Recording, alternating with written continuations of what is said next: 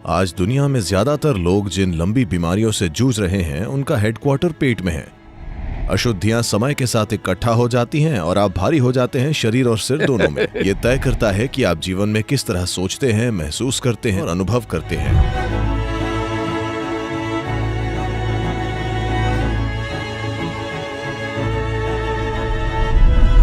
मैं दरअसल उत्सुक हूँ पानी पर उपवास या लंबे समय के लिए उपवास करने के बारे में जानने के लिए। देखिए, आप सीधे खाने की बात पर आ गए। ठीक है, उपवास खाना नहीं, अच्छा है। ये खाने का उल्टा है। ये तो खाने से दूर रहने के बारे में है। क्या इससे हम खुद को रीसेट कर सकते हैं? और क्या खाने के साथ हमारे रिश्ते को लेकर फिर से तालमेल में आ सकते हैं? देखिए, ये लॉस एंजलिस में हुआ था। एक दिल का सर्जन अपनी कार, वो अपनी फोर्ड मस्टैंग से थोड़ा प्रभावित था। वो उसकी कार थी और वो उसे लेकर थोड़ा उत्साहित था और एक दिन वो थोड़े झटके खाने लगी। तो वो उसे लेकर मैकेनिक के पास गया और बोला, कोई समस्या आ गई है, कृपया इसे ठीक कर दीजिए। उसने कहा, ठीक है डॉक्टर, कल सुबह आना, ये तैयार मिलेगी। अगले दिन सुबह काम पर जाने से पहले वो वहां गया, पर कार तैयार नहीं थी। तो उसने कहा, ठीक है शाम को आइए, ये तैयार मिलेगी। वो शाम को आया, वो तैयार नहीं थी। उसने कहा, क्या बात है, तुमने सुबह कहा मैं तब आया, तुमने शाम कहा मैं तब आया, बात क्या है? और वो मैकेनिक उस तरह के मूड में था। वो बोला, देखिए आप एक दिल के सर्जन हैं, आप भी इंजन ठीक करते हैं, मैं भी इंजन ठीक करता हूं, फिर ऐसा क्यों है कि आपको मुझसे 10 गुना ज्यादा पगार मिलती है?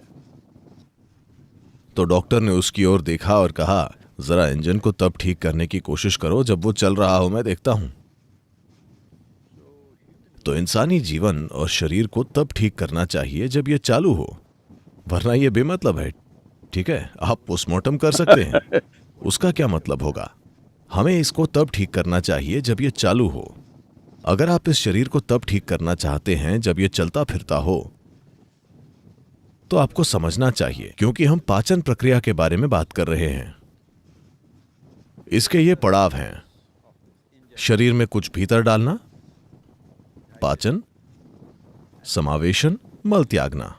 ये खाने के 4 आयाम हैं और पूरी प्रक्रिया है। भोजन करना, पाचन, समावेशन, मल त्यागना। आज की दुनिया में खाने का काम किसी भी समय हो रहा है। लोग कहीं भी हों, बैठे हों, खड़े हों, दिन या रात में किसी भी समय लोग सिर्फ इसीलिए खाते हैं क्योंकि इतना खाना मौजूद है। मानवता के इतिहास में ऐसा कभी नहीं था, लेकिन दुर्भाग्य से, सौभाग्य से बहुत सारा खाना मौजूद है। बदकिस्मती से लोगों को यह नहीं पता कि कब खाना है, कब नहीं खाना है। जैसे समय में चक्र होते हैं। देखिए, हम समय को सिर्फ चक्रों से जानते हैं। अगर धरती घूमती है एक चक्कर इस तरह, और हम कहते हैं कि एक दिन बीत गया, वरना आपको पता ही नहीं चलेगा। अगर चांद चक्कर काटता है तो हम कहते हैं 1 महीना हो गया। अगर हम सूरज के चारों ओर एक चक्कर काटते हैं तो उसे 1 साल कहते हैं। तो हमारा समय का विचार असल में चक्र है। हमारा जन्म और मृत्यु का सवाल ही चक्रीय है, क्योंकि हमारी मां का शरीर चांद के चक्रों के साथ तालमेल में था। सिर्फ इसीलिए हमारा जन्म हुआ, वरना हम पैदा ही नहीं होते। तो हमारा पूरा भौतिक अस्तित्व चक्रीय है। पूरी आध्यात्मिक प्रक्रिया ही, अगर आप चाहें तो हम उसमें जा सकते हैं, दरअसल महत्वपूर्ण है, क्योंकि ये चक्रीय नहीं है। क्योंकि चक्रीय का मतलब है कि आप चक्कर काट रहे हैं। अगर मैं कहूं कि आप चक्र में घूम रहे हैं, तो इसका क्या मतलब है? आप चक्कर में पड़ गए हैं, आप कहीं नहीं पहुंच रहे। हाँ। अगर मैं आपको रेगिस्तान में छोड़ दूं जहां यहाँ कुछ पहाड़ हैं, अगर कोई चीज ना हो, बस रेत हो, तब लोग चक्कर काटेंगे। इसका मतलब है कि आप कहीं नहीं पहुंच रहे हैं, कि आप गुम गए हैं। तो जिस पल आप पूरी तरह अपने शारीरिक और मानसिक ढांचे के साथ अपनी पहचान बनाना शुरू कर देते हैं, आप चक्रों में घूमने लगते हैं। तो भारत में यौगिक संस्कृति में यह बहुत साफ है, इसे संसार कहा जाता है, जिसका मतलब है चक्रीय जीवन। तो चक्रीय जीवन एक गोल झूला बढ़िया होता है। अगर आप इसे ठीक से व्यवस्थित करते हैं तो ये एक अच्छा झूला है, पर आप कहीं नहीं पहुंचेंगे। बच्चे एक झूले का मजा ले सकते हैं। अगर सभी बड़े लोग झूले में बैठकर गोल गोल घूम रहे हैं और सोचते हैं कि वे कहीं जा रहे हैं, तो ये बहुत दुखद है ना? तो यही होता है। तो शरीर एक चक्र है। ये चक्र ग्रहों के चक्रों के साथ जुड़े हुए हैं। चांद के चक्रों से, सूरज के चक्रों से, सब कुछ। चांद के चक्र, सौर चक्र और पृथ्वी के चक्र शरीर के लिए बहुत महत्वपूर्ण है।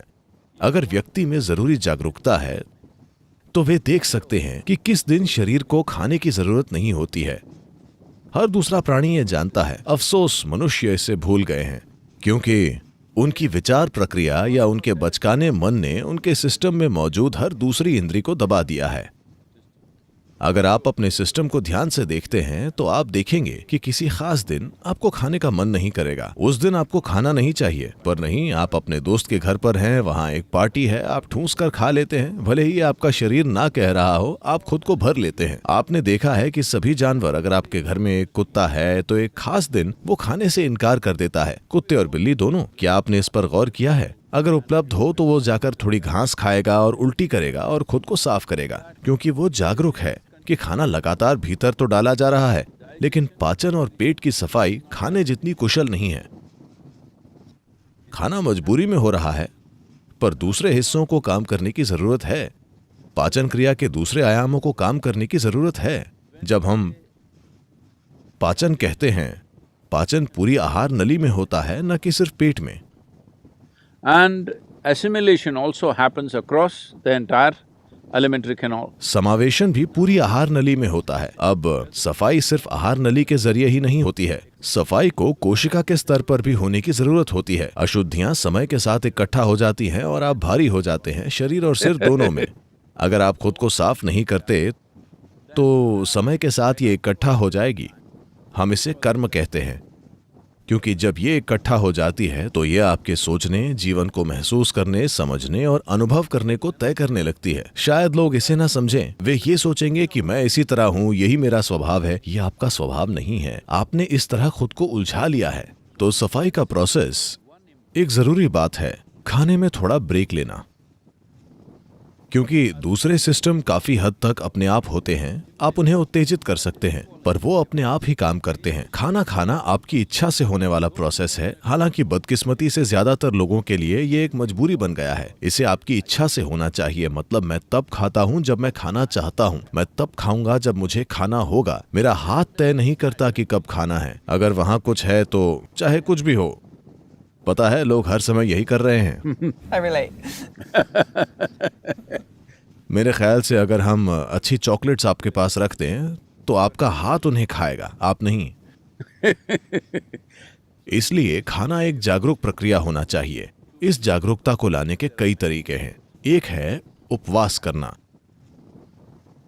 यूं ही खुद को खाना और पानी ना देने से सिस्टम को नुकसान हो सकता है। आपको जरूरी साधना से इसका सहयोग करना चाहिए। अगर आपके पास जरूरी साधना है तो खाने की जरूरत कम हो जाएगी। देखिए, हमारी ऊर्जा सिर्फ खाने से नहीं आ रही। सूरज की रोशनी, हवा, पानी। असल में अगर आप यौगिक विज्ञान में हम कहते हैं कि अगर आप सचमुच में सिस्टम को ठीक रखते हैं तो आपकी 60 से 70% ऊर्जा इन 3 कारकों से आनी चाहिए। सूरज की रोशनी, हवा, पानी। बाकी 40% खाने से आनी चाहिए। So naturally, amount of volume of food that you eat will compress. तब स्वाभाविक रूप से खाना खाने की मात्रा कम हो जाएगी। मुझे आपको अपने बारे में बताना चाहिए। जब मैं युवा था तो मैं बहुत खाता था। मैं कभी मोटा नहीं हुआ क्योंकि मेरी गतिविधि बहुत ज्यादा थी, पर आज मैं जो खाता हूँ वो उस समय के मुकाबले 10वां हिस्सा या उससे भी कम है। 19 की उम्र से लेकर आज तक मेरा वजन उतना ही वजन है जितना 19 साल में था। बस एक बात यह है कि उस वक्त सारा वजन मेरे कंधों में था। अब इस गुरुत्वाकर्षण के लगातार मुझ पर काम करने की वजह से यह थोड़ा नीचे की ओर खींच गया है, पर मैंने खुद को ऊपर उठाए रखा है। तो उपवास को एक प्रक्रिया के रूप में जरूरी समझ के साथ करना चाहिए। अगर लोगों में उतनी जागरूकता नहीं है, भारत में हमने चांद के चक्र का 11वां दिन तय किया है जब आपको उपवास करना चाहिए। अगर आप उपवास नहीं कर सकते तो आप कुछ बहुत हल्का लेते हैं। इसे फलाहार कहा जाता है। इसका मतलब है आप सिर्फ फल खाएंगे, क्योंकि फल ऐसा पदार्थ है जो लगभग 90% पानी है और आपको पानी को खाना चाहिए, पीना नहीं चाहिए। ये यौगिक विज्ञान है। जहां तक मुमकिन हो आपको पानी खाना चाहिए। आप जो भोजन कर रहे हैं उसे लेकर आपको हमेशा जागरूक रहना चाहिए कि उसमें पानी की मात्रा कितनी है। जैसे अगर आप दक्षिण भारतीय में भोजन करते हैं, मैं पके हुए भोजन की बात कर रहा हूं, अगर आप वो खाते हैं उसमें बड़ी आसानी से 60-70% पानी होगा। दरअसल ज्यादा, कुछ खानों में तो ये और भी ज्यादा है।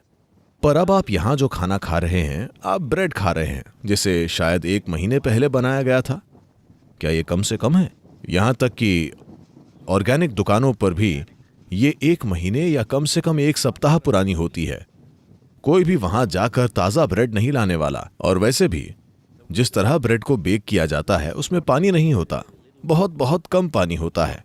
और बिल्कुल आप उसकी कमी पूरी करने के लिए साथ में कोका कोला की 1 बाल्टी या वैसा कुछ रखते हैं। Right. मैंने 1 बाल्टी कहा। 1 बाल्टी? ये तो बहुत ज्यादा Coca Where is this big? ये होता है, ये इतनी बड़ी है, पर ये उस तरह काम नहीं करता। अगर आप खाने के साथ कोई लिक्विड लेते हैं तो पाचन प्रक्रिया के लिए जो जरूरी एसिड्स हैं वो पतले हो जाते हैं और आपकी पूरी पाचन प्रक्रिया बेअसर हो जाती है। क्योंकि जब अंदर जाने वाले खाने में पानी होता है तो वो मदद करता है। पर अगर आप उसके ऊपर से कोई लिक्विड डालते हैं तो आप देखेंगे कि भोजन काफी लंबे समय तक पेट की थैली में रहेगा। हम यौगिक संस्कृति और जीवन में इसे लेकर हमेशा ही बहुत चिंतित रहे हैं कि हम नहीं चाहते कि भोजन 2.5 घंटों से ज्यादा हमारी पेट की थैली में रहे। 2.5 घंटों में इससे कोई फर्क नहीं पड़ता कि मैंने क्या खाया है, कितना खाया है, इसे दूसरे हिस्सों में चला जाना चाहिए। अगर ये वहां रहता है तो ये आपको सुस्त बना देता है, ये आपकी बोध क्षमता को कम कर देता है और आपका बोध का स्तर, बोध की तीव्रता चली जाती है, जिसे आप नोटिस भी करते हैं। अगर आप कोक या कॉफी या चाय के साथ भोजन करते हैं तो आपको सुस्ती महसूस होती है। बहुत सारे लोगों ने इसे एक आदत बना ली है, लंच के बाद उन्हें सोना पड़ता है। ये इस तरह से है कि आप पेट्रोल पंप पर गए, आपने गैस भरवाई, उसके बाद आप इंजन चालू नहीं कर सकते Because there is gas in the tank. क्योंकि टैंक में गैस है। तो इसका यही मतलब है। तो ये पक्का करने के लिए कि पाचन प्रणाली पूरी प्रक्रिया में है, Process, because क्योंकि आज दुनिया में लोग ज्यादातर जिन लंबी बीमारियों से जूझ रहे हैं उनका हेडक्वार्टर पेट में है। हाँ, बहुत से लोगों के लिए ये उनके सिर की ओर जा रहा है, पर ज्यादातर हेडक्वार्टर पेट में ही है। जो वे खाते हैं और जिस तरह से खाते हैं, तो वे इस तरह खा रहे हैं। अनुशासन लाने के लिए एक आसान चीज है, शायद महीने में 1 या 2 दिन आपको बहुत ही हल्का भोजन करना चाहिए, ऐसा जो शरीर पर बहुत हल्का और सरल हो। अगर आप सिर्फ पानी पर रह सकें या थोड़ा सा नींबू और पानी water, little lightly honey-laced water. या पानी में थोड़ा शहद मिलाकर, इससे मदद मिलेगी। पर अगर ये आपके लिए मुमकिन ना हो तो आप थोड़े फल या ऐसा कुछ ले सकते हैं जो सिस्टम पर बहुत बहुत हल्का हो। सोच पाचन प्रक्रिया और समावेशन प्रक्रिया को आराम देने का है, ताकि बाकी का शरीर कोशिका के स्तर पर सफाई शुरू कर सके। इसे सारी अशुद्धियों को बाहर निकाल फेंकना चाहिए।